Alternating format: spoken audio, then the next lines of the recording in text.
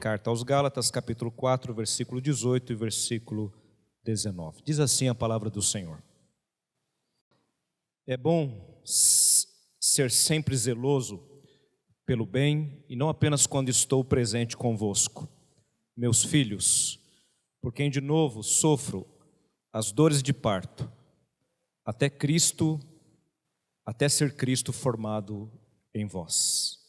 Meus filhos, por quem de novo sofro as dores de parto, até Cristo ser formado em vós.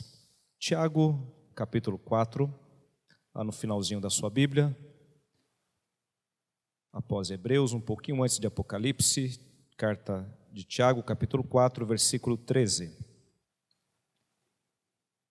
Atendei agora vós que dizeis, hoje ou amanhã iremos para a cidade tal, e lá passaremos um ano, e negociaremos, e teremos lucros. Vós não sabeis o que sucederá amanhã? Que é a vossa vida? Sois apenas como neblina, que aparece por um instante e logo se dissipa. Em vez disso, devias dizer, se o Senhor quiser, não só viveremos, como também faremos isto ou aquilo. Agora, entretanto, vos jactais das vossas arrogantes pretensões. Toda jactância semelhante a essa é maligna. Ainda no capítulo 5, a partir do versículo 7 de Tiago, sede, pois, irmãos, pacientes até a vinda do Senhor. Eis que o lavrador aguarda com paciência o precioso fruto da terra, até receber as primeiras e as últimas chuvas. Sede vós também pacientes e fortalecei o vosso coração, pois a vinda do Senhor está próxima. Irmãos, não vos queixeis uns dos outros, para não serdes julgados, eis que o juiz está às portas. Irmãos, tomais por modelo no sofrimento e na paciência os profetas, os quais falaram em nome do Senhor. Eis que temos por felizes os que perseveraram firmes. Tendes ouvido da paciência de Jó, e vistes que fim o Senhor lhe deu, porque o Senhor é cheio de terna misericórdia e compassivo. Amém. Vamos orar mais uma vez, feche os teus olhos. Deus amado, fala conosco através da Tua palavra, ilumina o nosso coração e a nossa mente para entendermos aquilo que o Senhor, Pai, preparou para cada um aqui nesta noite. Que nada, Pai, nos impeça de ouvir a Tua voz nesta noite, Pai amado, de maneira clara, objetiva, e que essa palavra, Deus, possa causar transformações na nossa vida, de acordo com a Tua vontade. Assim oramos, em nome de Jesus. Amém. A oração do apóstolo Paulo, meus irmãos, pelos cristãos da Galácia, os seus filhos na fé, e ele usa este exemplo aqui, no versículo 19 que lemos, meus filhos, por quem de novo sofro as dores de parto. O desejo dele, a oração dele, era que Cristo fosse formado neles. Nós nos convertemos, entregamos o nosso coração a Jesus, começamos a nossa vida cristã, e talvez alguns pudessem perguntar, e depois, o que vem? Depois que eu aceitei a Cristo, ou Cristo me aceitou, eu entrei na igreja, o que vem depois? Paulo diria, Cristo está sendo formado em você. Meus irmãos, assim é na nossa vida. A ideia aqui do texto é que Cristo e o caráter de Cristo está sendo formado em cada um dos seus filhos. Você que é filho de Deus, você que tornou-se pela fé filho de Deus, conforme está escrito lá no Evangelho de João, no primeiro capítulo, todos quanto o receberam, deu-lhes o poder de se tornarem filhos de Deus, a saber, os que creem no seu nome. Se você está nessa condição, ou a partir do momento que você entrou nesta condição, Cristo está sendo formado em você. O caráter de Cristo está sendo formado na tua vida. Naqueles dias, o apóstolo Paulo, ele combatia muitas heresias, muitos grupos religiosos que nos seus ensinos, nas suas palavras, nas suas pseudo-teologias, não estavam produzindo no coração das pessoas o caráter de Cristo. Então Paulo vai falar contra esses falsos profetas, contra esses falsos apóstolos. E em contrapartida, a oração dele era para que Cristo, de fato e de verdade, pudesse ser formado em cada membro daquela igreja, em cada um que pertence ao povo de Deus. Mas para que isso aconteça, meus irmãos, e isto é um processo, e a questão é aqui que nós precisamos estar atentos a esse processo de formação do caráter de Cristo em cada um de nós, porque isso tem a ver com muitas coisas, entre elas três coisas que estão resumidas em 3 palavras, palavras essas que estão esquecidas para muitos hoje. Muitos já apagaram essas palavras do seu dicionário, e é exatamente sobre elas que eu quero conversar, compartilhar com os irmãos nesta noite, porque elas são, meus irmãos, essenciais para entendermos essa formação de Cristo em nós. Para que isso aconteça de fato e de verdade, nós precisamos entendê-las e vivê-las.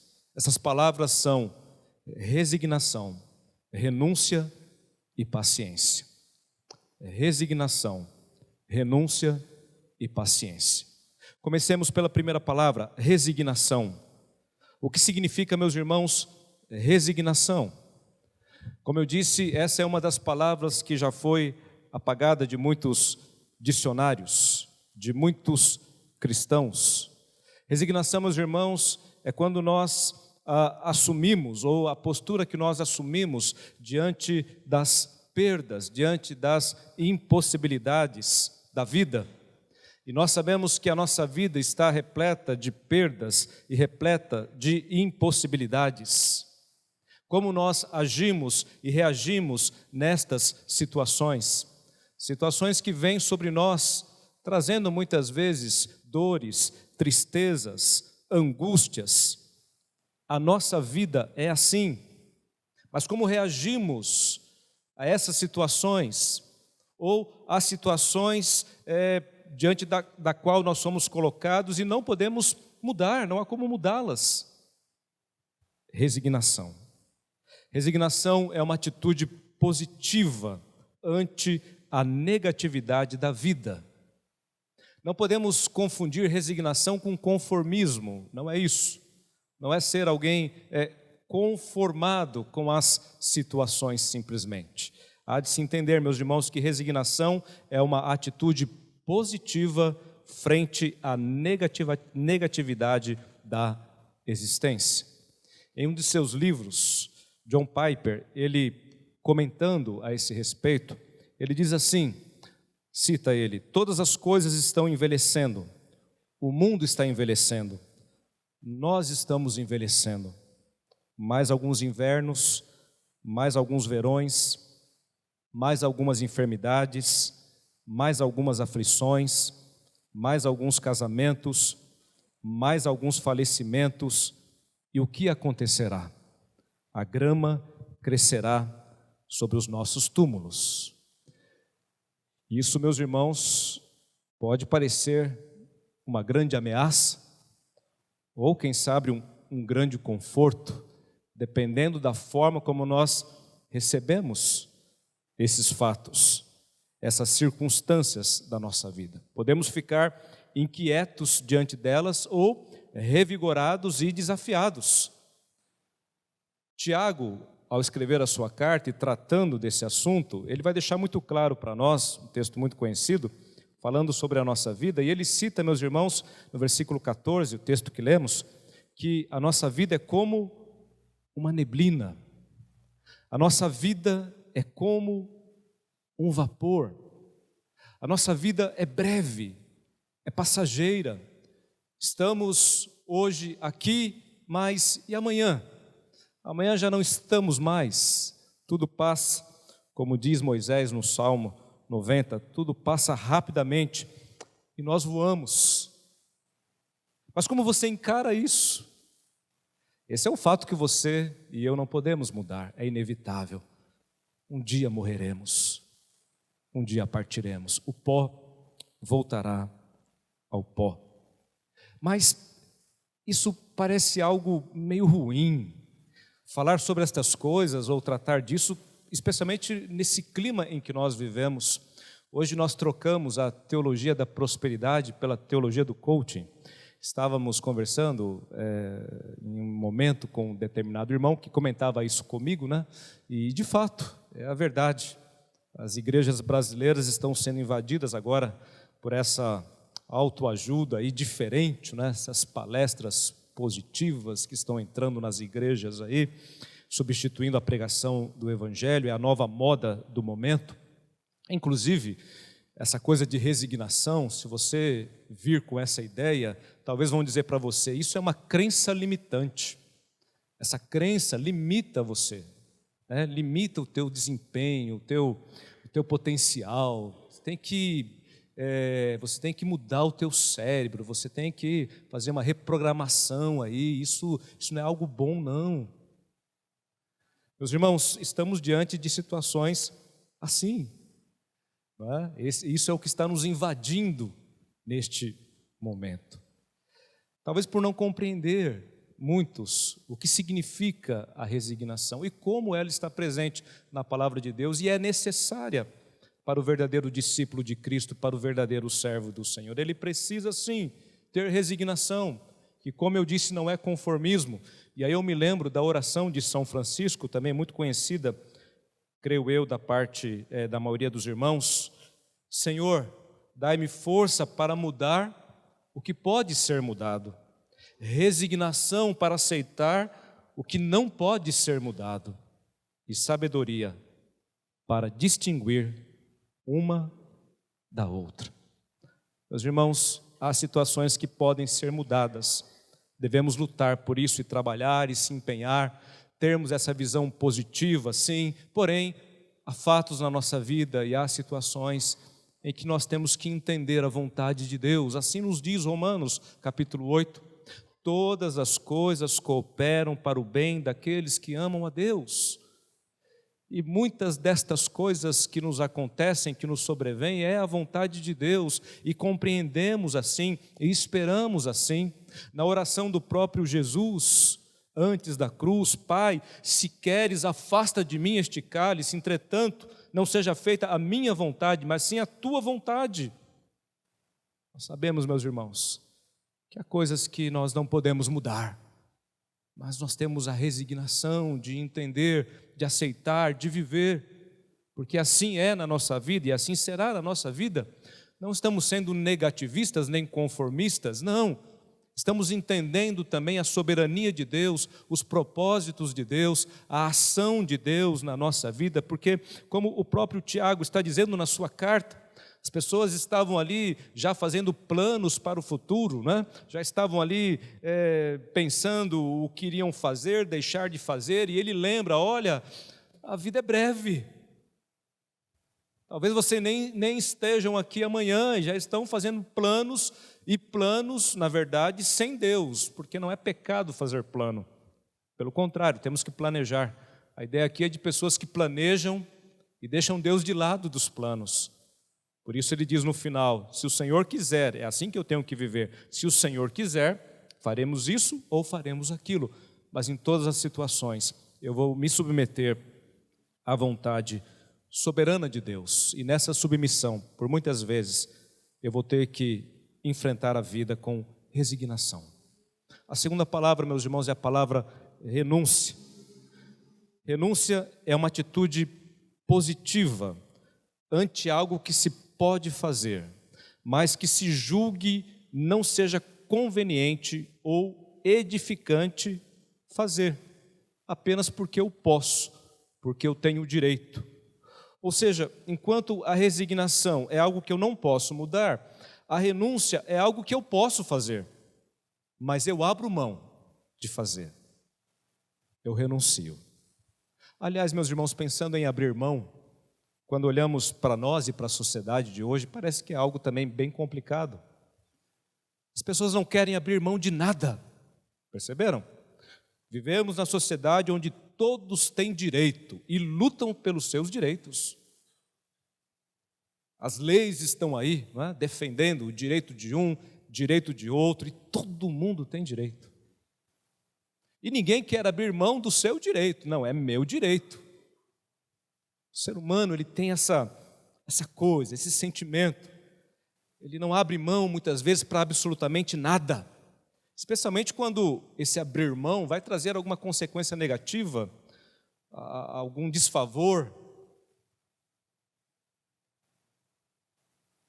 Lá em Hebreus, nós temos um versículo que diz assim, falando a respeito de Moisés, no capítulo 11, versículo 24 e 25.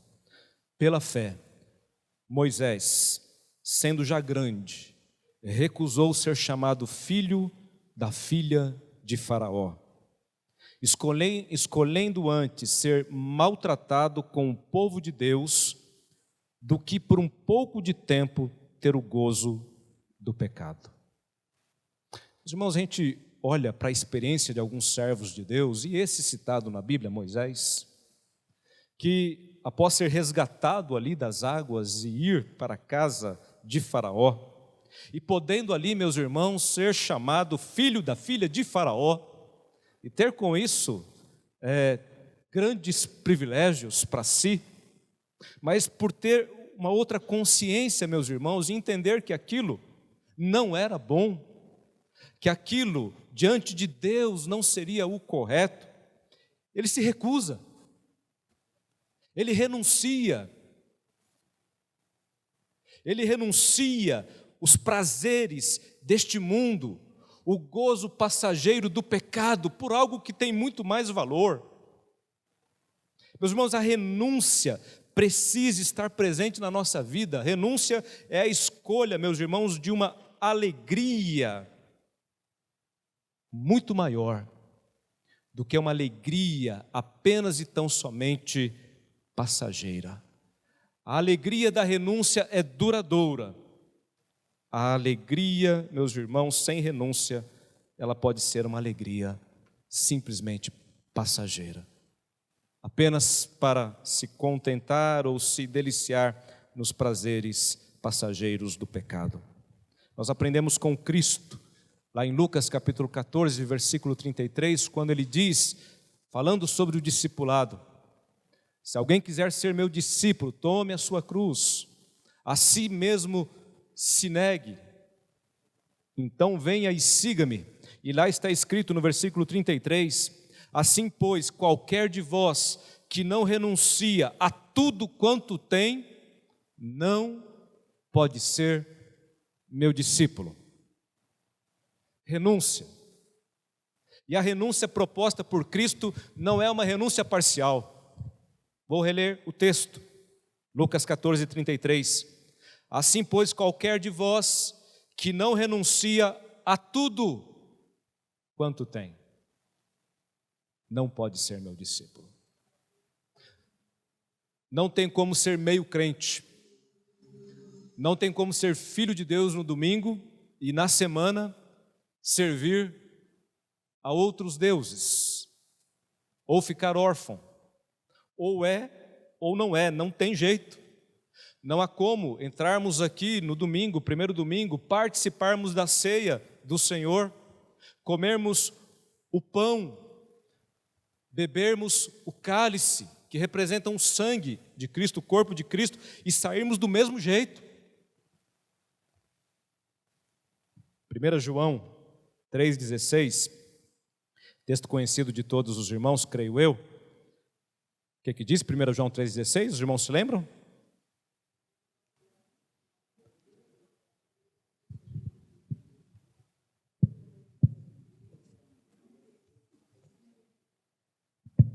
Esse é João 3,16, não é? 1 João 3,16. Nisto conhecemos todo o significado do amor. Cristo deu a sua vida por nós e nós devemos dar a nossa vida pelos irmãos. 1 João 3,16. Porque Deus amou o mundo de tal maneira que deu o seu Filho unigênito, para que todo aquele que nele crê não pereça, mas tenha a vida eterna. Mas há 1 João 3,16, que diz: agora é você. Conhecemos o significado do amor de Cristo quando agora nós estamos dispostos a dar a vida pelos nossos irmãos.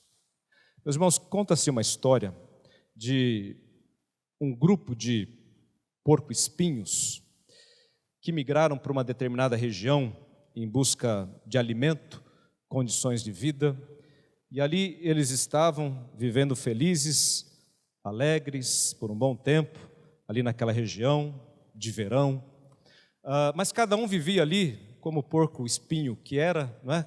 Vivia cada um na sua realidade, juntos, mas ao mesmo tempo separados por conta dos seus espinhos. Viveram assim durante muito tempo. Mas um dia chegou o inverno, e naquele lugar onde eles estavam, a temperatura era muito baixa, chegava muito abaixo de zero as temperaturas, e o que aconteceu? Começaram a morrer aqueles porcos espinhos, né?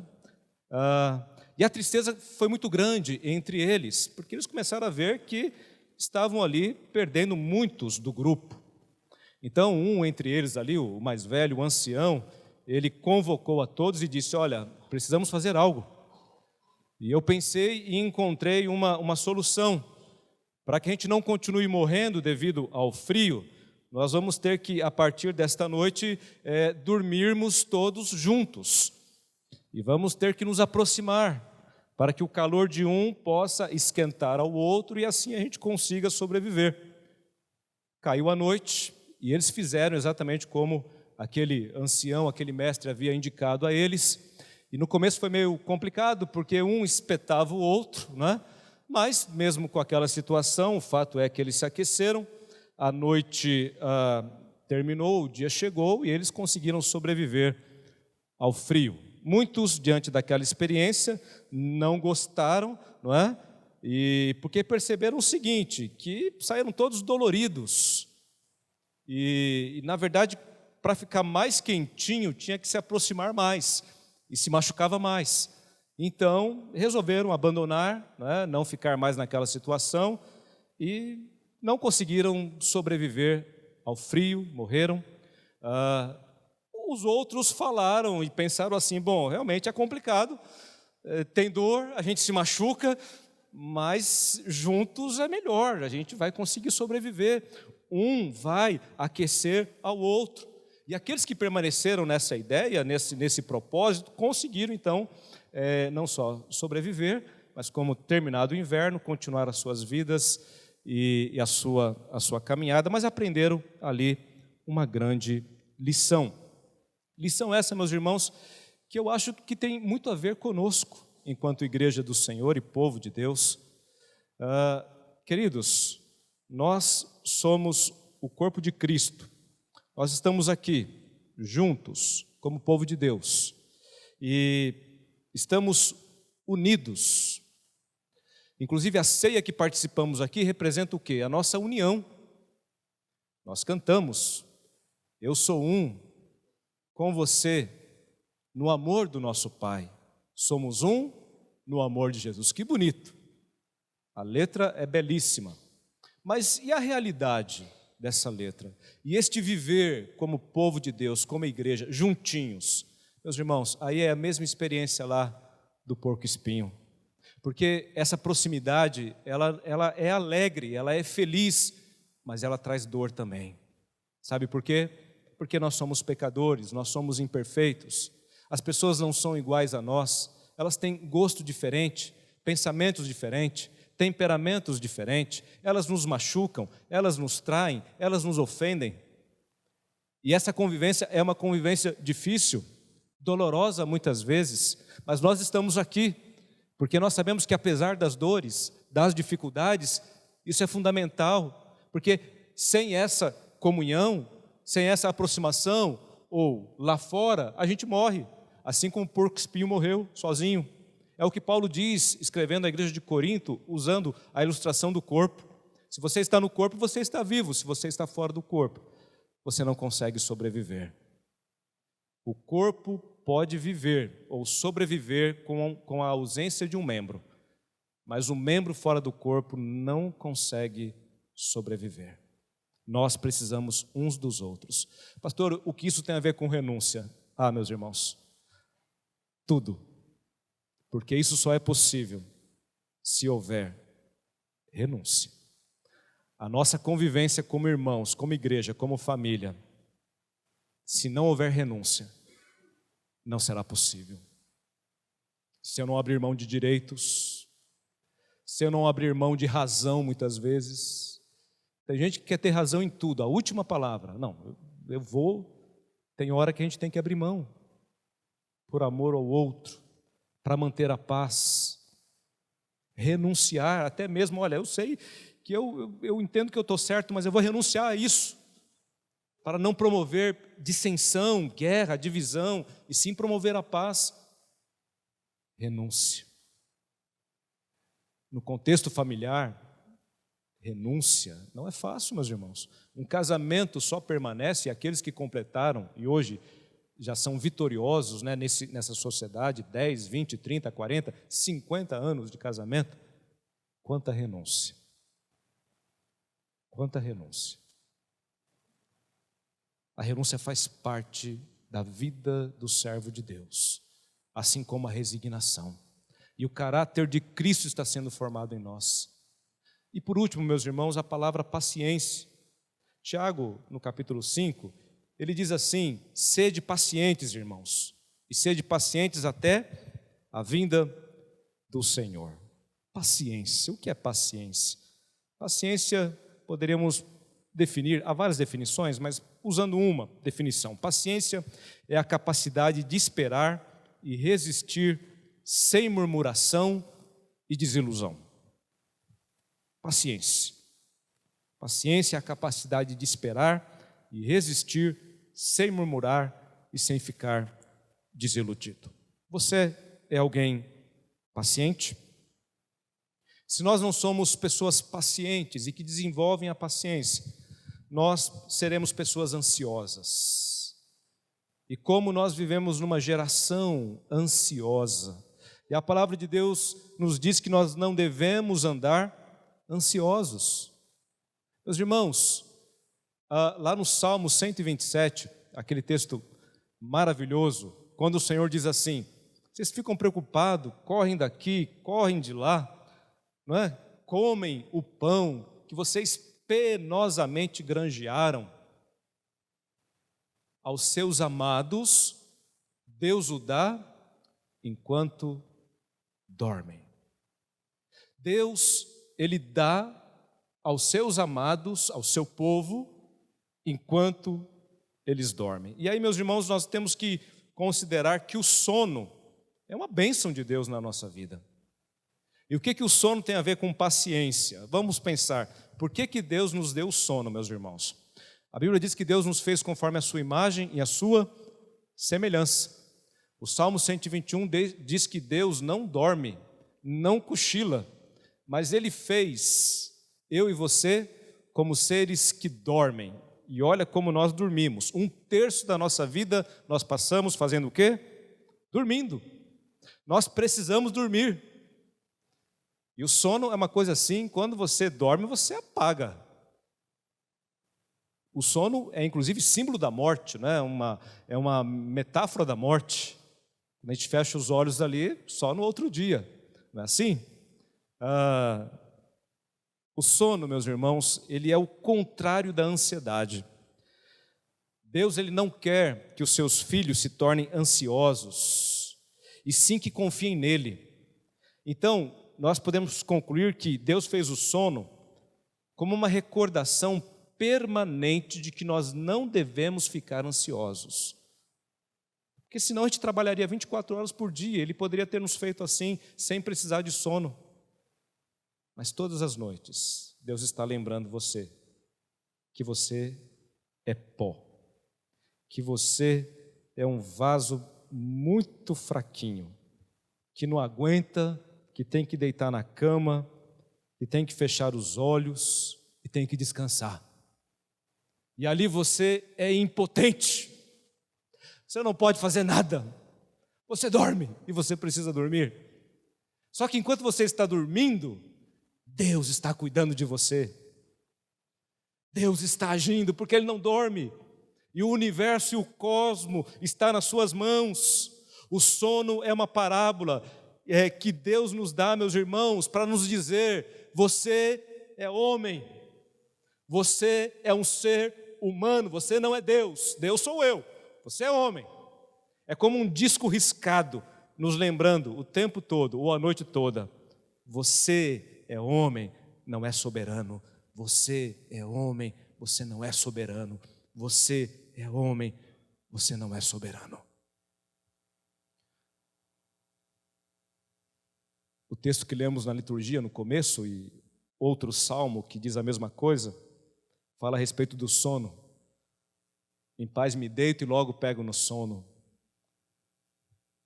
E como é bom dormir o sono dos justos, porque o sono dos justos é assim. O que adianta, não é? Ficar ansioso com o dia de amanhã. O amanhã virá e trará os seus cuidados. Eu já trabalhei o suficiente, eu fiz o que eu tinha que fazer. Agora eu vou descansar. E eu vou ter paciência, porque não adianta eu querer adiantar coisas. Não adianta. Elas vão acontecer na hora certa, na hora que Deus determinou. Eu vou continuar trabalhando para isso, mas sem me desesperar, sem me angustiar, com paciência. É assim que nós vivemos, meus irmãos, pacientemente. Tantos servos citados aqui, os profetas, o próprio Jó, exemplos também de paciência. Descanse o teu coração no Senhor. Não viva ansioso. Desenvolva, desfrute da paciência, porque o caráter de Cristo está sendo formado em você, e você vai passar por estas coisas pela paciência, pela resignação. Ah, meu irmão, será que nós estamos prontos para viver assim? Dispostos a viver assim? Eu queria convidar você a fechar os teus olhos. Nós vamos orar.